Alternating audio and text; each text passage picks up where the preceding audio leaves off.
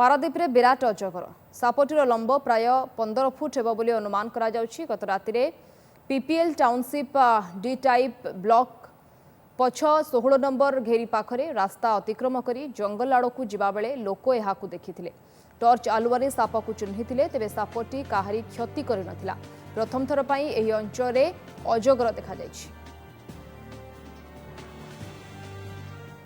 ଆମର ଜାଣିଥିବେ ତ ମାଇଗ୍ରେଟରୀ ବାର୍ଡ ଆସନ୍ତି ଯୋଉ ପକ୍ଷୀ ଅଛନ୍ତି, ସେଥିପାଇଁ କିଛି ଜାଗା ଏମିତି ବୁଦୁ ବୁଦିକିଆ ହେଇକି ଜଙ୍ଗଲ ପରିବା ପରିବେଶ ରଖା ହେଇଛି, ଯୋଉଟା କି ନେଚୁରାଲ ପ୍ରାକୃତିକ ଭାବେ ଯାଇକି ରହିଛି। ତ ସେଇଠି କିଛି ଲୋକ ପରଦିନ ରାତିରେ ଆମର ଯିଏ ସିକ୍ୟୁରିଟି ଗାର୍ଡ ସେ ଫାଷ୍ଟ ଦେଖିଲା ପରେ ତାକୁ ଦେଖିକିନା ଅନ୍ୟମାନଙ୍କୁ ବି ଭୟଭୀତ ହେଇଥିବ, ଅନ୍ୟମାନଙ୍କୁ ବି ଡାକି ଦେଖେଇଛି। ପ୍ରାୟ 12-15 ଫୁଟ ଗୋଟେ ଅଜଗର ସେ ରୋଡରୁ କ୍ରସ କରି ସେ ଝାଡି ଭିତରକୁ ଯୋଉ ଘଞ୍ଚ ଏରିଆ ଭିତରକୁ ଯାଉଥିଲା। ତ ଏମାନେ ତାର ଫଟୋ ଉଠେଇଛନ୍ତି।